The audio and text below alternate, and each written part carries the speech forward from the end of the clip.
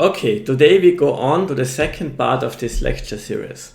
So far we have obtained some insight into the modeling and simulation process for a relatively simple example. And of course, if you look at that example, you can find many faults at it. It's a very simple model. It's only one-dimensional, although we have extended it to 2 dimensions in some of the exercises, and so on and so forth.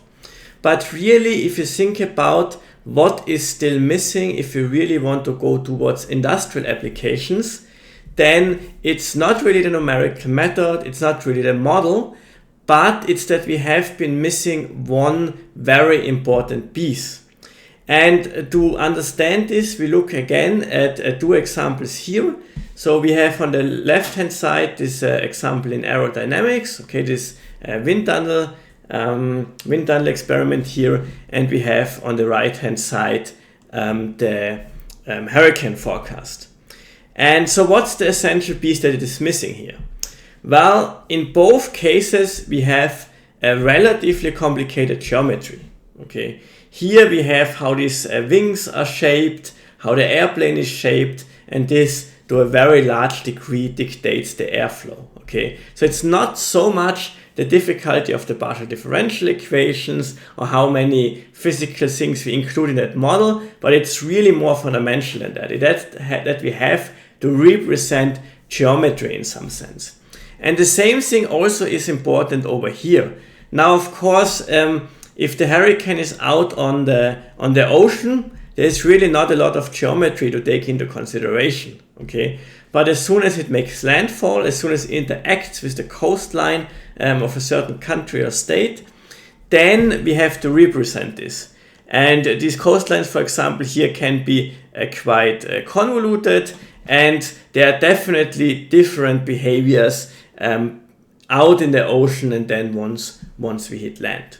So in all of this application, really an important piece is that we understand how we can actually treat this geometrical aspect. How can we treat the shape of the objects that we want to run simulations on? And so far, we really haven't done this. So in 1 dimensions, okay, there's really not any geometry, right? So in 1 dimensions, basically everything is an interval, right? But then we also, when we extended this to 2 dimensions, we did this on a tensor product domain. So it was a square or a cube or something like that. So we considered some domains that can be very easily constructed from 1-dimensional cases. And we now want to go beyond that, okay? We now want to find a way how to actually take the shape of an object and represent this geometry on a computer. And this representation then, of course, has to be used in a way to run numerical simulations. So this is essentially what we set out to accomplish here. Now, of course, as with anything, there are many ways we can do this. What we will here use are unstructured grids. So that just means basically arbitrary grids. We have an arbitrary distribution of points based on a triangulation. So triangulation now is something a bit new because this really specifies us the interdependence between the different grid points. We didn't really need this until now because basically the idea was always that you have a grid point to the left, you have a grid point to the right, and then you compute something. Even in a 2-dimensional case, in a tensor product case, you have left, right, up, below, and that takes care of sort of the topology of your grid. But now this is no longer assured, and so we need to somehow specify this, and we do this by actually subdividing our domain into triangles, as we will explain. And the numerical method that we are then going to use are so-called finite elements. And finite elements are probably, certainly this is true in engineering, one of the most used numerical methods, more specifically numerical space discretizations for these type of equations. Now, the workflow would probably look a little bit like this. First, there has to be a design, okay? It could be a tool, a machine, an airplane, a car, a building, whatever you want to build or whatever you want to simulate. And this is usually done in a so-called CAD or computer-aided design program. And we will talk a little bit about CAD here as well, because we need to learn how this geometry is actually represented. Now the output of that CAD program is taken, and from that a triangulation is computed. Okay, and this is usually done some program that is called a mesh generator. And what this mesh generator essentially does is it inserts grid points in the interior of the domain, because most of the time really these CAD programs, they only tell us sort of where the domain ends, they tell us the boundary informations, but they don't really tell us where exactly we should put grid points, okay? And so one job of this mesh generator is to actually figure this out. And then the second part is we want to prepare this geometry in a way that is suitable for numerical computations. So there are some properties that this kind of output should satisfy, and triangulating with certain triangles is one of them. And usually the mesh generator is an entirely separate program from sort of the CAD program, which is only used to represent the geometry. And in actual industrial applications, very different people or even very different departments might be considered with these two jobs. So design might be one job, and then taking this, triangulating it, running the simulations, as we will do here, would be a completely different job.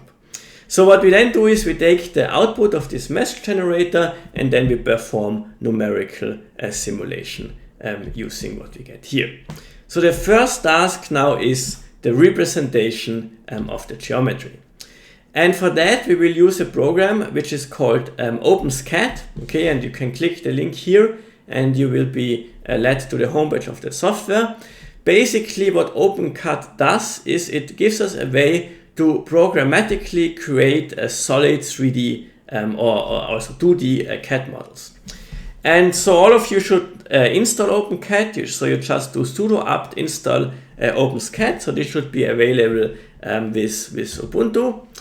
And so let me give you a little bit of an overview how this actually works. So OpenSCAD is mainly based on a paradigm that is referred to as Constructive Solid Geometry, or CSG. And Constructive Solid Geometry basically means that we have some simple elementary shapes and we combine them using Boolean operations. So if you look at the object that is modeled here, this is really built from elementary objects such as cubes, spheres, and cylinders. And then the cylinders are combined with union, intersections, and set operations like this. For example, here we take these two, we build a union, then we have this, we take another union, then we would have this. On the other hand, on the left hand side here, we have a cube and a sphere.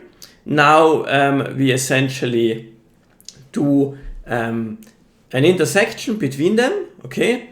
And so what you get out here essentially is sort of a rounded object which still has flat areas on each side. And then we combine these two objects by probably the most important operations, or one of the operations we will most heavily employ for this kind of CSG modeling, namely the difference. Okay, so this basically takes this object here and then subtracts out whatever is in that object. And so now you can see that using only a few operations and very simple primitive objects, we can build rather complicated geometries. Now in OpenSCAD you can do both 2D and 3D, so you have both primitives for 2D and 3D available. And another mode which is also often quite important is that you can actually define cross sections. This is commonly done also in external programs, either in dedicated CAD software or or it could even be done in simple vector graphics applications, and then these cross sections can be imported to the applications, and then it can be converted to 3D objects by extrusion, for example. Now, why do we use CSG? And CSG is really preferred in many applications where accuracy is really important. So think about CAD software. Here, since these are usually industrial scientific applications, we want to be very precise, okay? So we want to make sure that the dimensions on all of our objects actually are correct. And this is one advantage of constructive solid geometry. And many engineering CAD packages use this approach. Now in computer graphics, for example, where it's more important to get things look good, right? Where it's not so important if this is a millimeter more, millimeter less. Maybe the case for CSG is not that clear, but even in this case, CSG is quite commonly used, and actually many of the level editors for the classic computer games, they also are based on CSG. Now CSG has a further advantage in our case, in that it guarantees watertight object. And now you might think, so what do I mean by watertight? So by watertight, I basically mean that all of the surfaces in the object exactly mesh together. So you could imagine that something like this would be built out of multiple surfaces. There might be a surface here. This surface would be connected to the blue surface here. This would be connected to that surface here. And because we use this CSG approach, there is really a guarantee that this surface exactly matches the surface below. There are a number of CAD packages which are actually based on a so-called boundary representation. So you would use NURBS, for example, or something like this to only represent the boundary of the object. And in that case, actually, if you're not very careful, then these different types of boundary batches, they might not necessarily match. And this causes all types of problems in numerical simulation, and that goes so far that in some workflows there are actually workers whose primary job is to basically fix holes in the CAD designs which are done by the design department. So this is of course something that we want to avoid. This is a complication that we definitely want to avoid here. And so CSG basically guarantees us that. Now, there's a very important resource here. So if you go to the OpenSCAD cheat sheet, so I have this open here.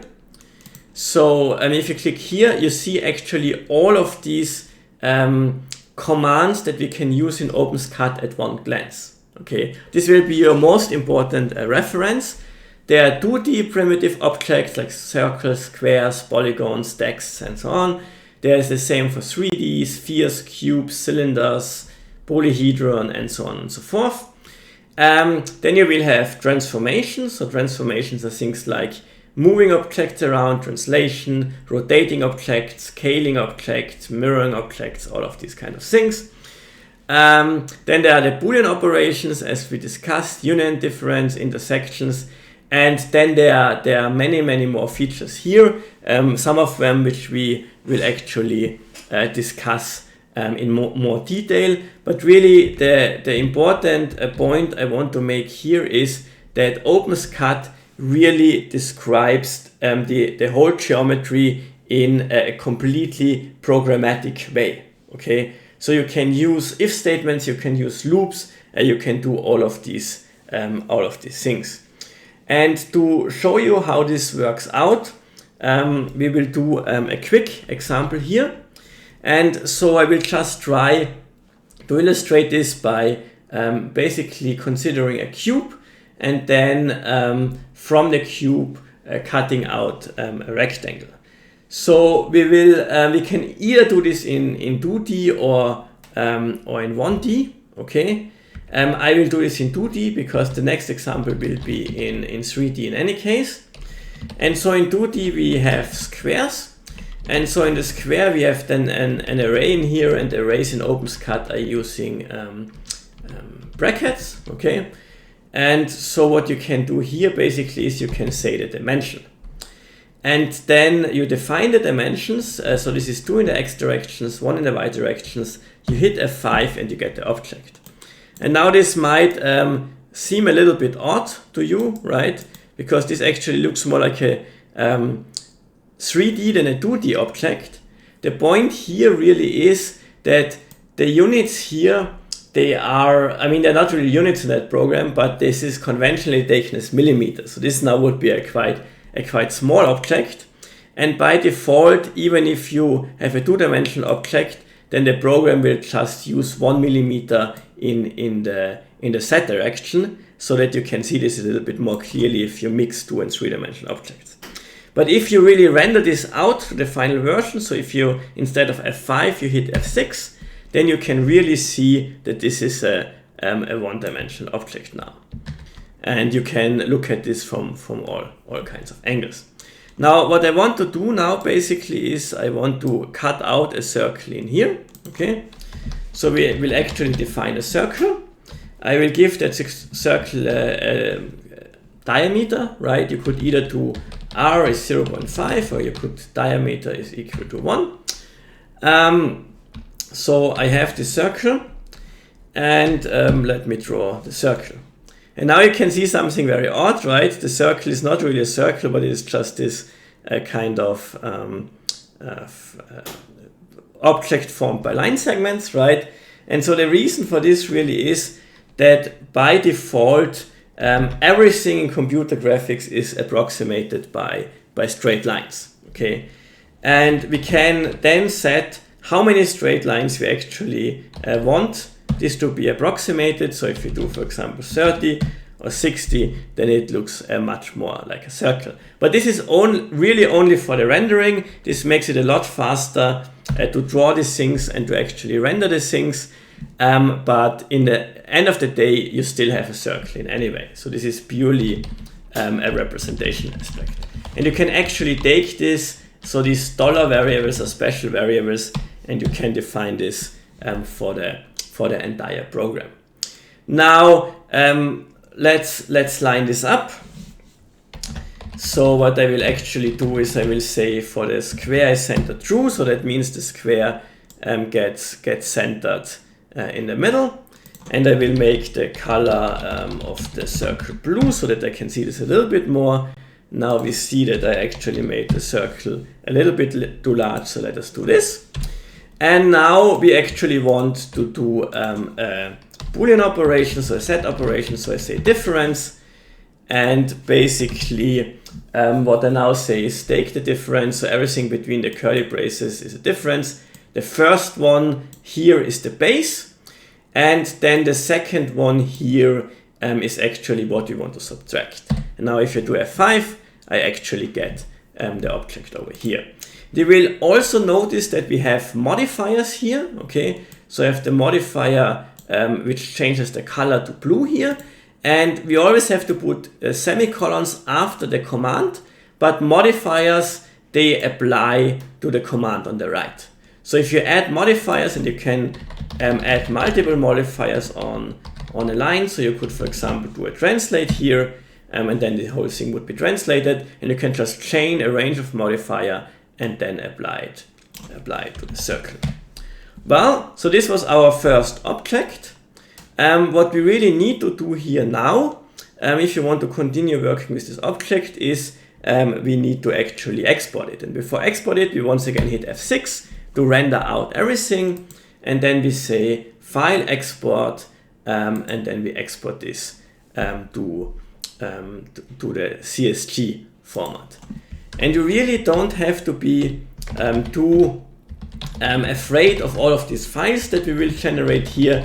If I look into this CSG format, you will basically see more or less the same thing as we had for the circle. It's just in a little bit more standardized form that can then be used by other programs. And while we are doing all of these things, I really would encourage you to look in all of these files. Most of the files that we will consider here, they do have a text representation, so you can open them with a text editor and just look at how this representation actually looks like. So don't consider this as black boxes. You can look in there and you can investigate this a little bit more. Okay, so we have modeled our first object, but I mean, that's really a simple object, obviously. So let us try to do something a little bit more complicated. And so what we are trying to do now is to model a gear. And so we start basically with the shape, which is most closely associated to that. And so in our case, this will be a cylinder. And so I have a cylinder with and let me just zoom out here a little bit. Okay, so here you can clearly see the cylinder, right? It has a diameter of 50, say, millimeters, and a height of 10, also millimeters.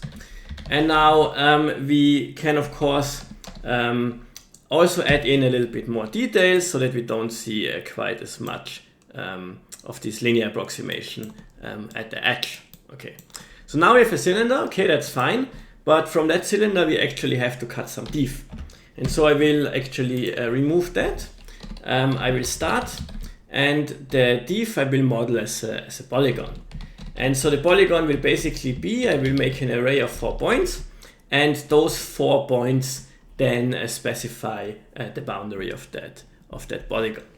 And so I will start at the bottom. So I will start with -7 in x and 0 in y, 7 and x, and then I will just go up a little bit, so up in the y direction, and I do this in a little bit of a different, and I should put a semicolon here.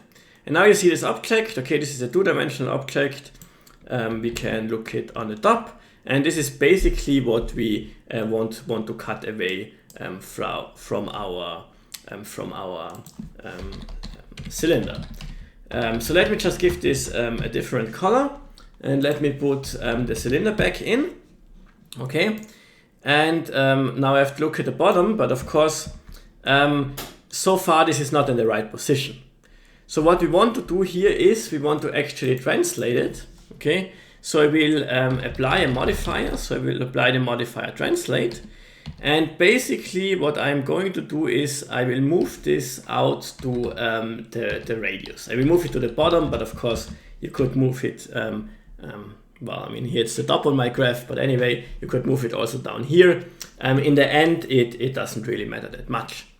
Now, so this is sort of the thing that I want to use to cut things out, okay? For this, of course, now we have a 2-dimensional object and we have a 3-dimensional object, so this is not going to work.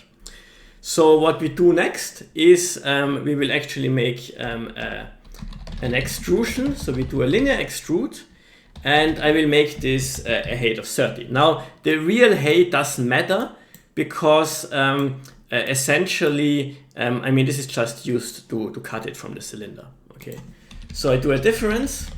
I say, okay, a difference, the base shape is the cylinder. So this is what the first thing in that thing, and then the second one is this div that I want to cut out.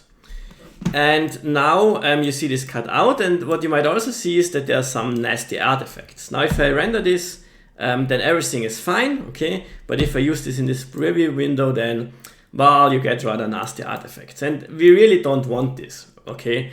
And the reason for this artifact is basically, so let me go back again, is that now both these surfaces, they had exactly the same coordinates, right?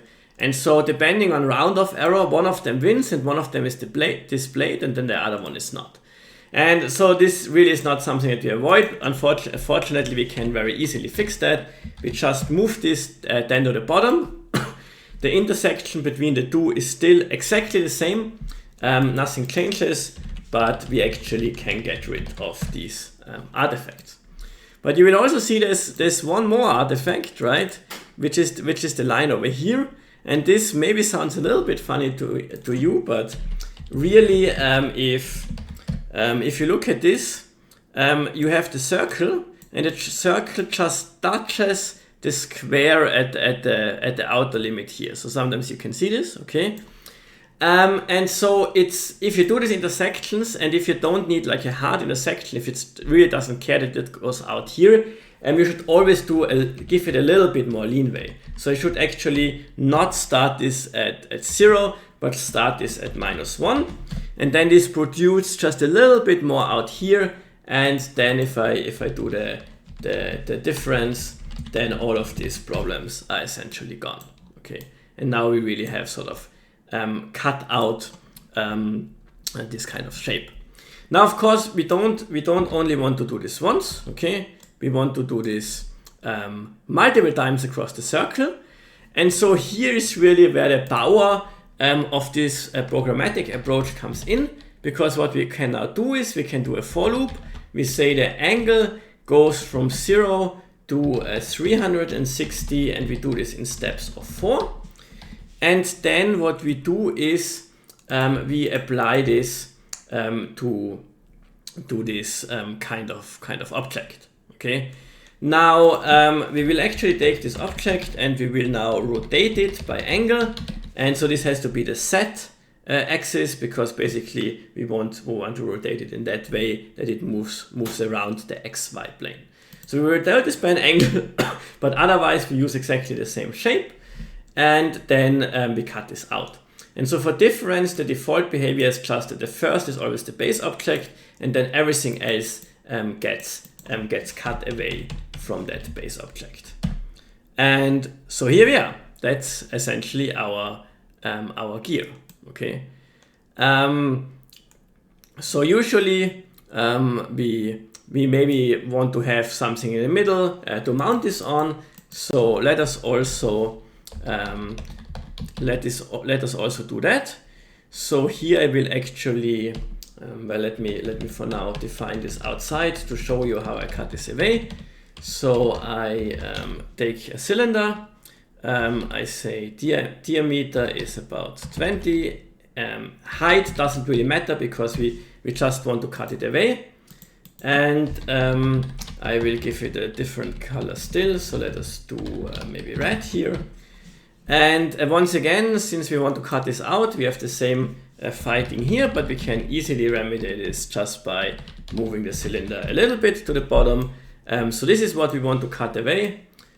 So to cut it away, we actually move it inside of the difference, and then we render it, and so we get that. Well, maybe it should be a little large like this. Okay, and so now we essentially have our gear. We have the gear tools over here, and we have some type of shaft where we can mount this on, and that's essentially our second example in OpenSCAD. And I think that based on this and based on the cheat sheet, I think you can continue to experiment with this quite a bit. If you click at any of these commands, okay, then you will actually get a more detailed explanations, which are quite helpful. All right, so this approach in our case has a number of advantages. Okay. The first one is that we really directly manipulate the representation of geometry that the CAD system uses. Okay. There are of course also a number of CAD programs out there which have very elaborate graphical user interfaces, which can do some of these things by just clicking at things, by just clicking through menus and stuff. But the problem is that you don't really see how this is represented behind the scene. And this now is completely clear to us, right? This is just these fundamental objects combined with Boolean operations.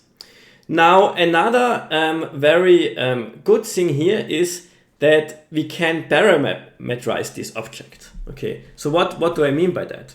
So far, we have explicitly specified all of the measurements in that object, but we can actually parameterize this.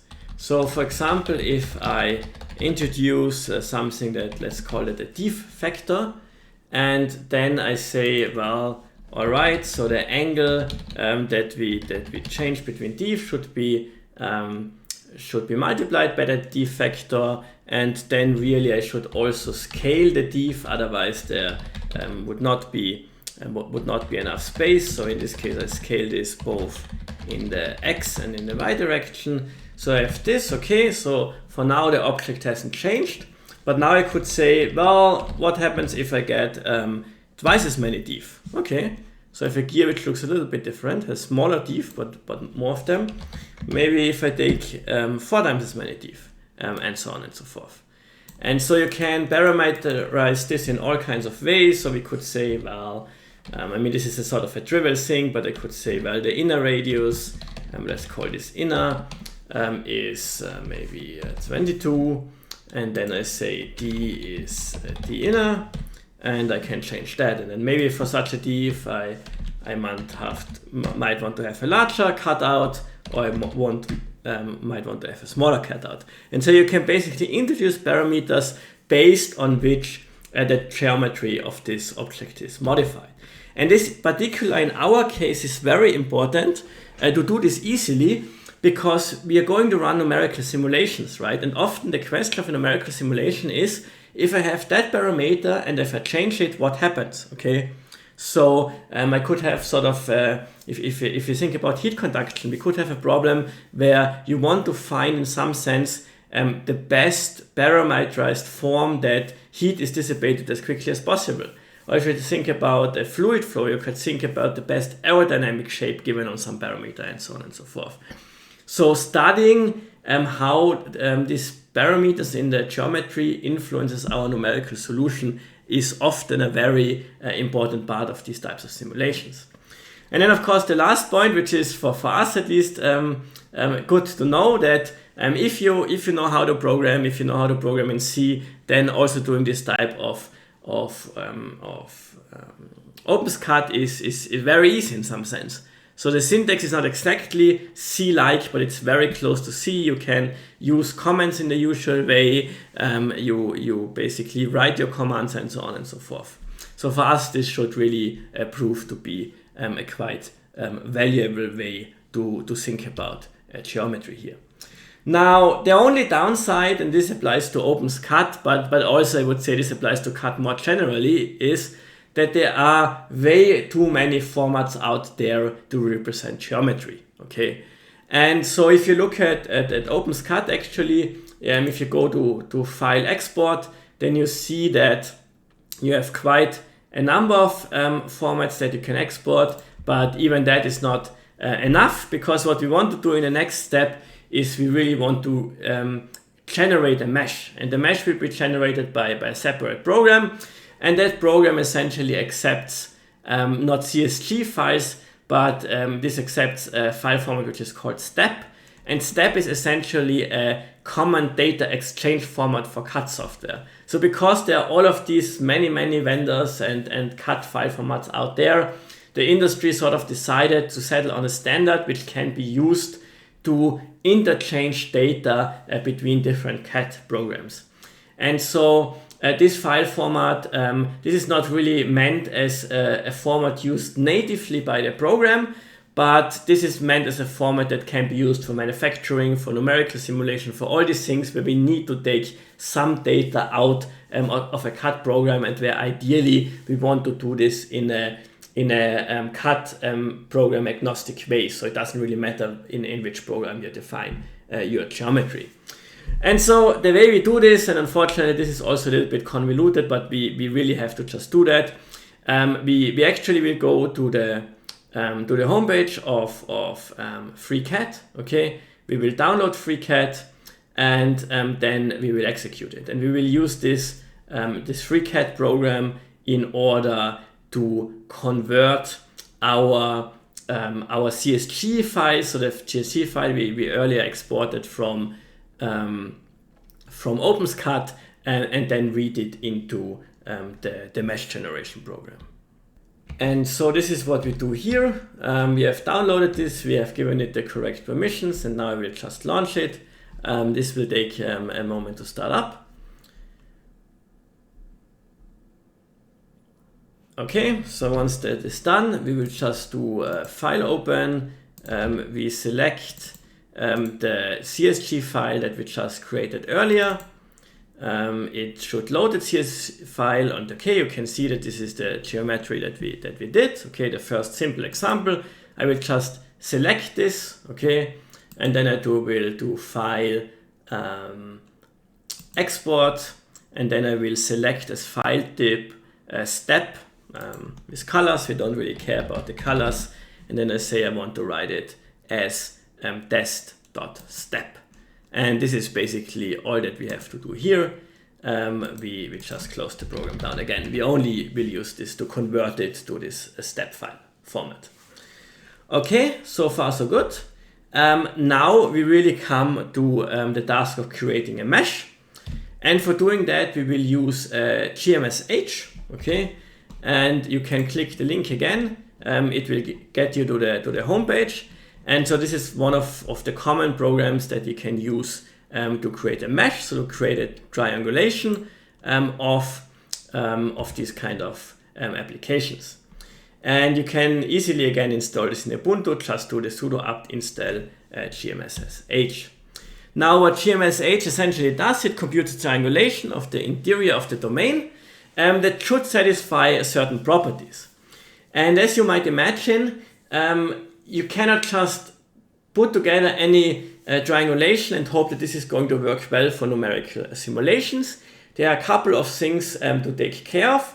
For example, points should not be spaced together too closely. Okay, so if you have a problem, if you would generate a mesh where some of these interior points or restore functions are very close together, then computing the approximation to a derivative or something would be very ill-conditioned, right?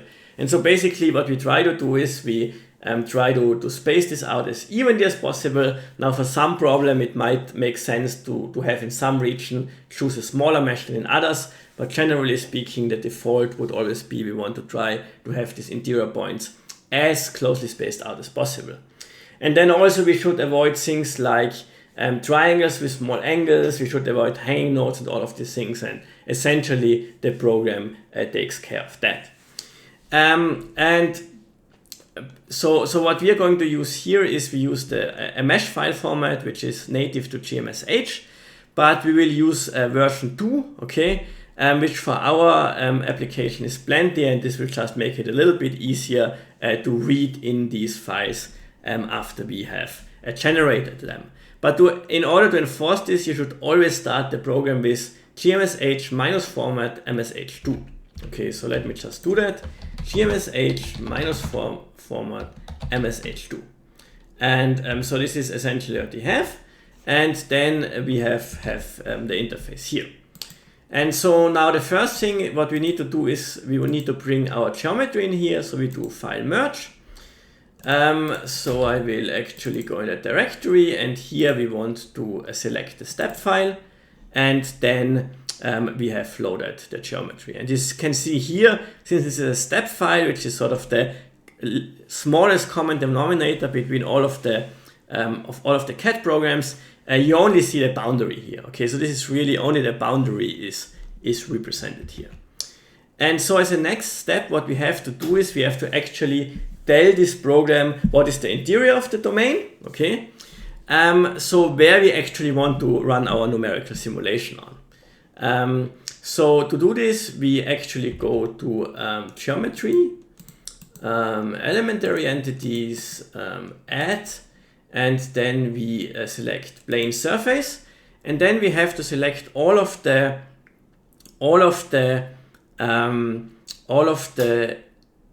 boundaries that specify the interior of the domain. So in our case, that's very easy, and I will just tell him to create a new geo file. This is just a file that is internally used to save this. So I create all of the boundaries, and then as it says, I hit E and Q to abort. And now basically I have specified where I want to run my numerical simulations, and essentially you see this by this kind of dashed lines. So this will be our computational domain, okay? Not the interior of the circle or something, but the whatever is inside of the rectangle and outside of the circle.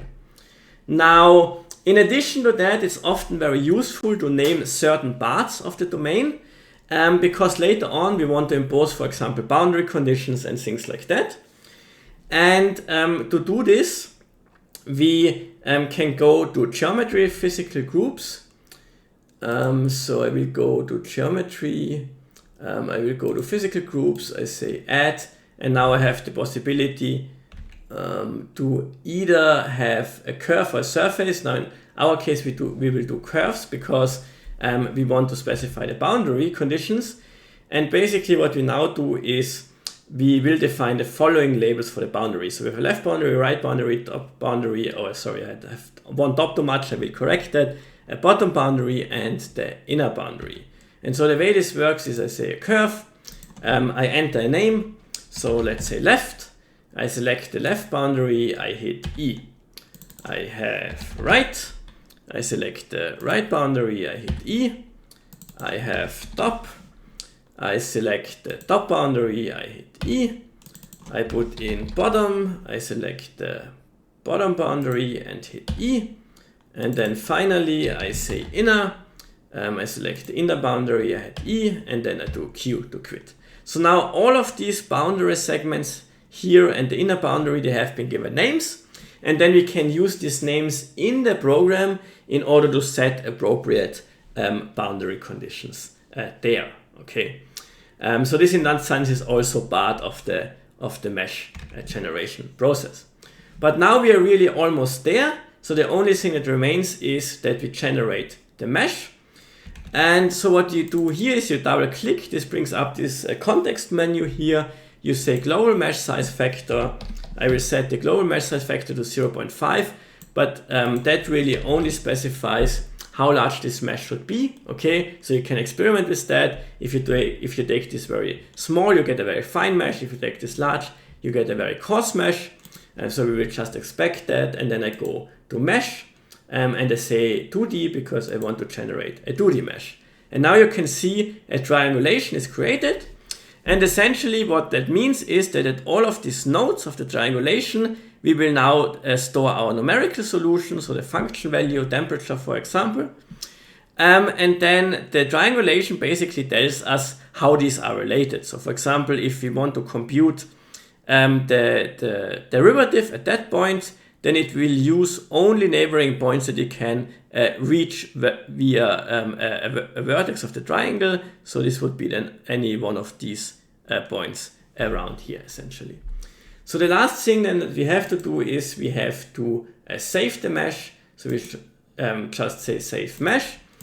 What happens here is that we now get a test.msh file, and that file describes our mesh. And so this file we want to talk about in a little bit more detail. So all of the comments with the hashtag that I put in here, those are not in the file. Okay, this I just added here. So you see they are not in the file. They are just added here in order to tell you what this means. Okay, so how does this MSH file format look like? We have these sections which start with $ and then the name. This is just the general specification of the format. 2.2, this is the file version. So this is important to check because that means that we actually have used the correct version here, that we get a file of version 2. So then 0 just means the text file. There are also binary files, so that all of these things can be written in binary as well. 8 is the precision, so that means we have double precision, which should be no surprise. Then the next section is the physical names. Okay, these are the names that we did choose. These are the labels for the boundary. So the first element here is the number. How many of them do we have? So the number of parts. And then we have the basically the specification. So this is just a dimension. These are one-dimensional object lines in this case. And then we have the index. So we have from 1 to 5. And so index 1 is top, 2 is right, 3 is left, 4 is bottom, 5 is inner, and so on and so forth. And then every section in this file is then ended again by a $, and then it says end physical names. So that's just the boilerplate essentially. Now comes the actual information about all of the vertices and triangles and so on. And so what we have here is we have $node section. Then we have the number of nodes, so of points, vertices, if you like. And then this is numbered from 1 to 1259 in that case. This number, of course, might differ for you depending on how fine your grid resolution is and things like that. And then we have the x, y, and z coordinate. So x and y is set to a certain value, which also will differ. This is just an example, right? For your file, it will certainly differ. And since this is a two-dimensional object, the z coordinate is just 0 every time. Okay, and those are really just the points, and then we go to elements, and elements is basically everything that you build from this point. So lines, triangles, things like that. So once again, it starts with a number of elements, and then in our case, it will have two types of elements, which are delineated by the element type. So again, we have an ID, so the ID just counts, okay? So it's just a number that increases. The next index is the type, and we have types either edges. Edges is 1, okay, so this means it's an edge, a line. And then you have triangles, which has index 2, okay. Okay, and then what happens after that? Well, then we have some tags. So number of tags means how many tags do we have, okay. This is always 2, okay, for whatever reason. The program internally uses some tags. But then what you also will see actually, if you look a little bit closer at these tags, that the tags will actually tell you what part of the boundary you belong to. Okay, so what part of the physical names that you belong here. Okay. Okay, so then you have the tags, and then here the last two elements, they are the vertex ID. So a line always connects two vertices, and so in this case this means we connect vertex 9 and vertex 10, and for this edge we connect vertex 10 and vertex 11. And then for the triangles it's very similar to that, except that a triangle consists of 3 vertices, so you will actually have 3 indices here which tell you how these triangles are formed. So in some sense, this is a very simple format. What you really should take care of though is that indices in that format actually start with 1. In C++, you're 0 indexed, in Python as well.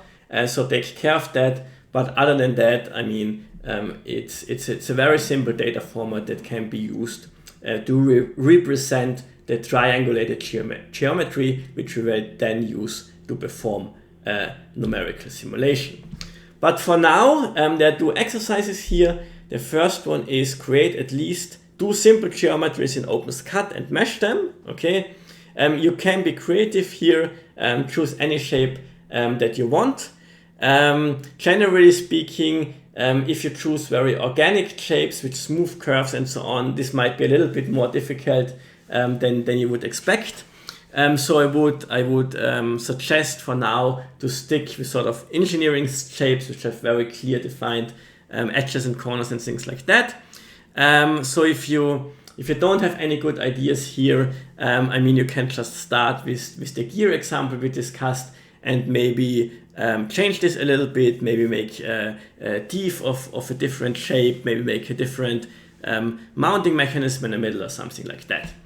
And the end result of this should really be an MSH file as I have shown you in the lecture. Okay, so all of these parts should be there. There should be obviously the physical groups, but then also vertices, edges, and triangles. Okay, and I will actually provide you with an example file that I did generate so that you can double check that. Then the second example is to basically write in that data, okay. So I wrote here in Python, but eventually we are also going to need this in C++.